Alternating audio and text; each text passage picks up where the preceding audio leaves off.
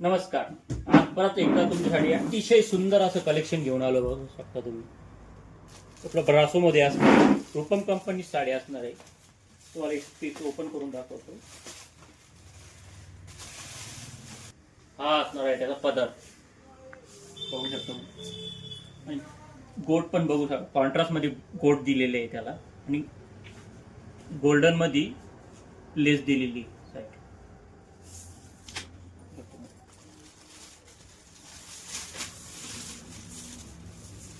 हा असणार आहे त्याचा कॉन्ट्रास्ट मध्ये ब्लाउज पीस